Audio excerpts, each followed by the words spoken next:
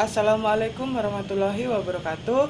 Nama saya Harun Aminuddin dengan NIM 20044111343 kelas 2I Prodi Teknik Informatika. Yang saya hormati Bapak Dosen Wahyu Hidayat, SIP MH selaku guru pengampu mata kuliah Pendidikan Kewarganegaraan.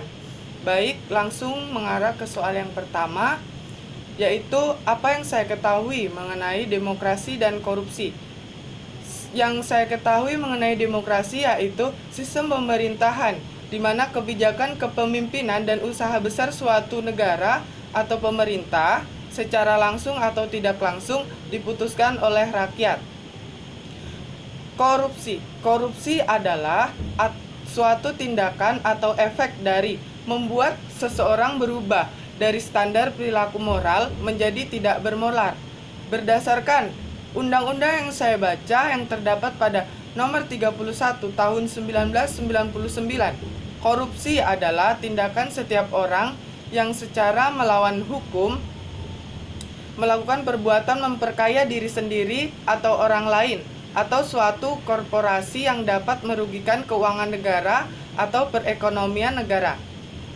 Nah, dari undang-undang tersebut, saya mengambil kesimpulan bahwa korupsi juga diartikan sebagai tindakan setiap orang yang dengan tujuan menguntungkan diri sendiri atau orang lain atau suatu korporasi atau suatu tindakan kejahatan dan juga menyalahgunakan kewenangan, kesempatan atau sarana yang ada padanya karena jabatan atau kedudukan yang dapat merugikan keuangan negara atau perekonomian negara.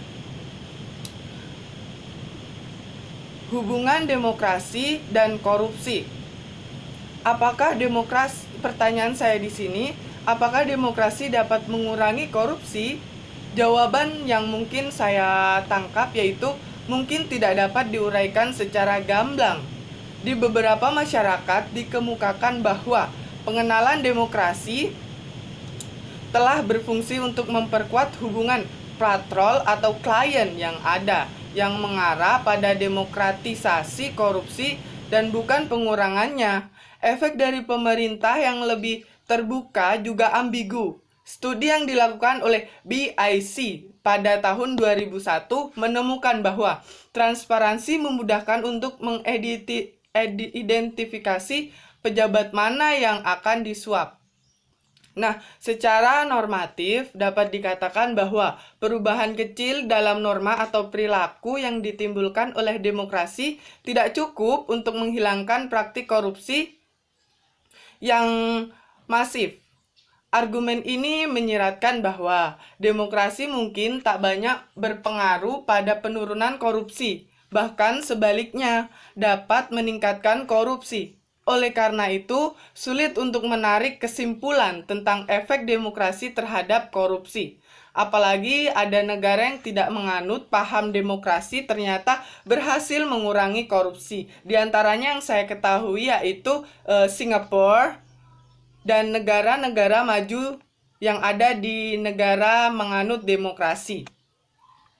Untuk soal yang kedua yaitu pendapat saya, kapan suatu kejahatan dikatakan sebagai pelanggaran HAM dan berikan contohnya.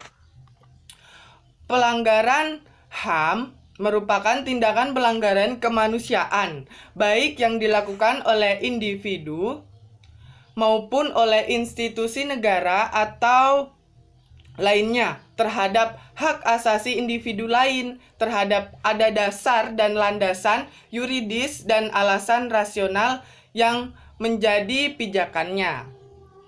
Untuk contoh pengetahuan saya mengenai pelanggaran HAM tindakan tersebut ini, yaitu kejahatan manusia seringkali diartikan sebagai suatu perbuatan yang dilakukan dalam serangan yang meluas dan sistematis.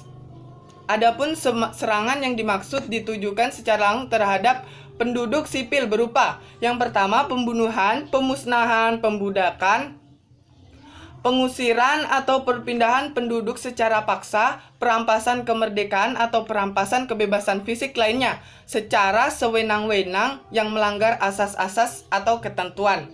Yang terakhir yaitu penyiksaan. Melangkah ke soal yang ketiga, menurut pendapat saya bagaimana cara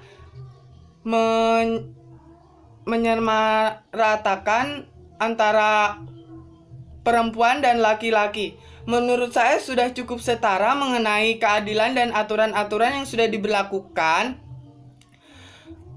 buat